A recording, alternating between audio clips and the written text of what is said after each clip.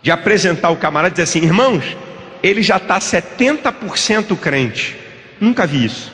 70% crente, pastor Santos. Essa eu nunca vi.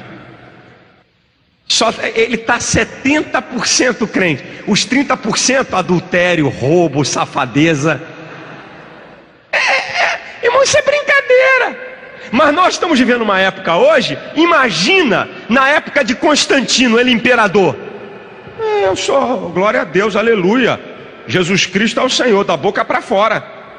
Aí sai Constantino, entra Graciano, que não quer ser chefe de igreja, e no ano 378 ele nomeia o bispo Damásio para chefiar a igreja. Aí começou a bagunça toda, porque todo mundo era cristão, o camarada vinha de religiões pagãs e misturou o cristianismo com o paganismo. Aí entrou a idolatria, a mariolatria e a indulgência. Aí a bagunça foi geral.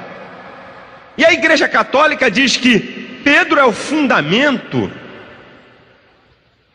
da igreja, baseada em Mateus 16:18, quando Jesus faz uma pergunta: que dizem os homens ser o filho do homem?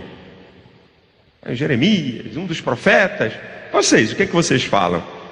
Aí Pedro diz: tu és o Cristo, o filho do Deus vivo. Aí Jesus diz, deixa eu ver aqui para não falar, né? Jesus diz, deixa eu dizer o que Jesus disse, senão me deu aqui um tilt aqui que eu esqueci duas palavras do versículo. Vamos lá, fica melhor, né?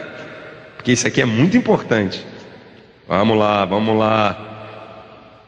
Mateus 16:18, aí diz assim, olha só: pois também eu te digo que tu és Pedro, e sobre esta pedra edificarei a minha igreja, e as portas do inferno não prevalecerão contra ela. Jesus fez um trocadilho de palavras do grego.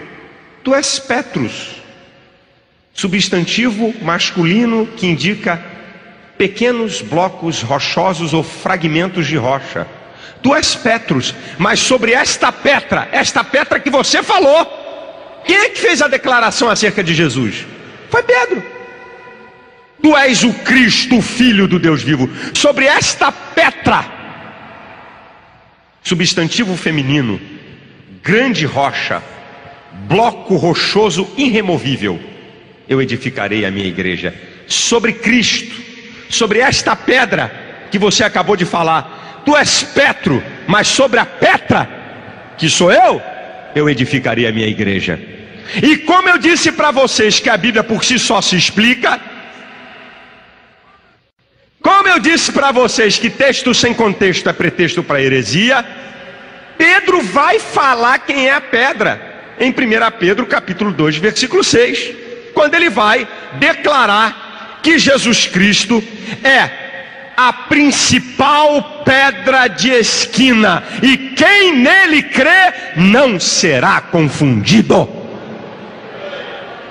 Tanto Pedro quanto Paulo, em 1 Coríntios 3:11, que ele diz que ninguém pode pôr outro fundamento a não ser Cristo. Depois Efésios 2:20, que ele volta a falar, o apóstolo Paulo, né? O fundamento dos apóstolos e dos profetas, Jesus Cristo, a principal pedra de esquina. E daqui a pouco eu falo sobre Jesus como pedra principal.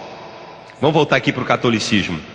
Bem, já vimos um primeiro furo, que Pedro não é fundamento da igreja, mas vamos ver, vamos continuar. Eles dizem que Pedro é o fundamento e é o primeiro papa. Bem, os papas e os padres não podem casar. Eles deviam de imitar Pedro, que em Mateus 8, 14 e 15, Jesus curou a sogra de Pedro. Pedro era casado. Eles dizem que o papa é irrepreensível. Pedro, como primeiro papa, foi repreensível, porque em Gálatas 2:11 diz que Paulo resistiu a Pedro na cara, porque era repreensível. Sabe o que Pedro estava fazendo? O chapéu de dorbico. Quando estava com os da circuncisão, eu sou da circuncisão, os judeus. Quando chegava para os crentes gentios da incircuncisão, eu estou com a incircuncisão. Já viu esse camarada duas caras? Pedro estava nessa de duas caras. Aí Paulo chegou e deu uma dura em Pedro. Vamos parar com isso, rapaz. Ele era repreensível, certo? Pedro era casado, Pedro era repreensível. Terceiro, o Papa aceita ser adorado. Quando ele veio aqui no Brasil, com tantas vezes onde ele vai, o povo gritava: rei, rei, rei, o Papa é nosso rei. Com a mão abençoando o pessoal: rei, rei, rei, o Papa é nosso rei. Ele estava recebendo adoração. Em Atos capítulo 10, na casa de Cornélio, Pedro não aceitou ser adorado, porque era homem comum. O Papa é chefe de um estado rico e poderoso. Pedro era um tremendo Durango Kid, porque lá em Atos capítulo 3, um camarada paralítico na Porta Formosa pediu uma esmola e ele disse que não tinha. Ele podia ter alguma coisa, dar para o paralítico e dar outra coisa que ele possuía. Ele podia fazer isso. Diz: olha, eu vou te dar essa moeda aqui que não vai solucionar o teu problema, mas eu vou solucionar o teu problema agora. Em nome de Jesus Cristo, levanta e anda. Ele podia ter feito isso. Ele disse: olha, eu não tenho prata nem ouro, não estava nada, duro, teso e leso. E o Papa é chefe de um estado rico e poderoso. Pedro nunca foi chefe de estado nenhum. Portanto, há uma dissonância em querer dizer que Pedro foi o primeiro Papa e de que Pedro é o fundamento da igreja. Uma outra coisa do catolicismo: vê se dá, meu filho, para você trocar o cristianismo que você abraça por ele.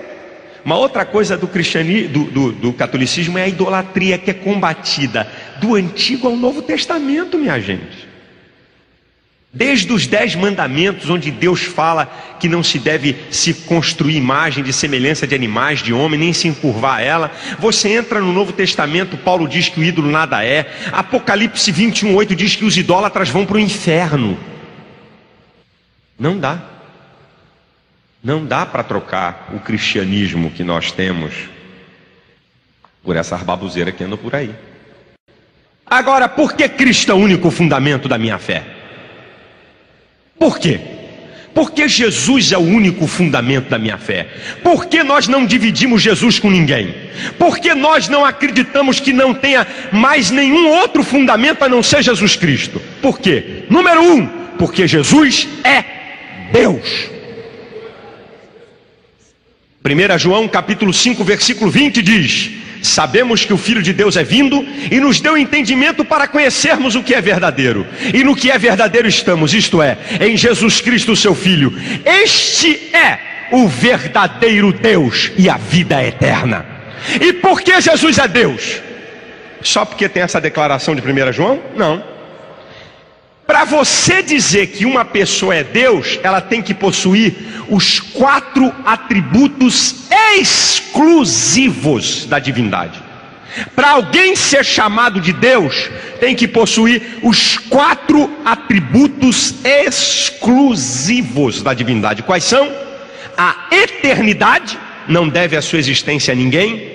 A onipotência, possui todo o poder. A onisciência, possui todo o conhecimento. A onipresença, está em todo lugar. Se Jesus Cristo possui esses 4 atributos, ele é Deus. É eternidade? Em João capítulo 8, versículo 58, Jesus escandalizou os judeus quando disse assim: olha, antes que existisse Abraão, eu sou. Em Colossenses capítulo 1, versículo 15 em diante, diz assim: porque nele foram criadas todas as coisas que há nos céus e na terra, visíveis e invisíveis, sejam tronos, potestades, principados e dominações. Ele é antes de todas as coisas e todas as coisas subsistem por ele. Jesus é eterno, não deve a sua existência a ninguém. Poder? Jesus, poder? Quando Jesus ressuscitou, ele declara em Mateus 28:18: é-me dado todo, não é algum, é-me dado todo o poder nos céus e na terra. É-me dado todo o poder nos céus e na terra. Ele tem todo o poder, ele tem a onipotência, o poder inteiro está na mão dele.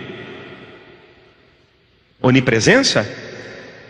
Em Mateus 28:20 diz: eis que estou convosco todos os dias, até a consumação dos séculos. Jesus está comigo, Jesus está com você, está com outro, está com outro, está com crente nos Estados Unidos, está com crente na China, está com índio lá no meio da mata. Jesus